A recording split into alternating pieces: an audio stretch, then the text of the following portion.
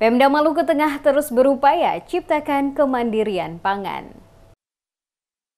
Dalam upaya ciptakan kemandirian pangan di Kabupaten Maluku Tengah, Pemda Maluku Tengah kembali adakan gerakan menanam cabai dan penghijauan di area lingkungan sekolah. Berlokasi di SMP Negeri 4 Maluku Tengah, penjabat Bupati Rakib Sahubawa melaksanakan kegiatan gerakan menanam cabai dan penghijauan di pekarangan sekolah. Sebagai upaya memanfaatkan lahan secara produktif di areal sekolah yang masih kosong untuk ditanami. Penjabat Bupati Rakib Sahubawa dalam arahannya mengatakan kegiatan ini adalah kegiatan yang berkelanjutan dilakukan oleh pemerintah Kabupaten Maluku Tengah yang sebelumnya dilakukan pada lingkungan kantor milik pemerintah.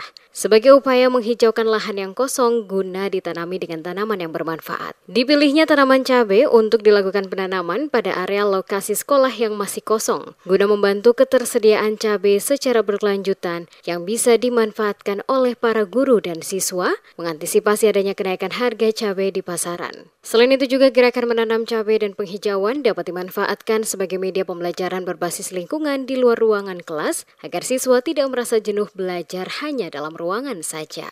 Saat ini, kata Sahubawa, gaya hidup yang ramah lingkungan menjadi salah satu tren yang diterapkan di berbagai negara di dunia. Menyikapi perkembangan perubahan iklim dan cuaca yang tidak menentu dan berdampak bencana banjir, polusi udara, dan lainnya.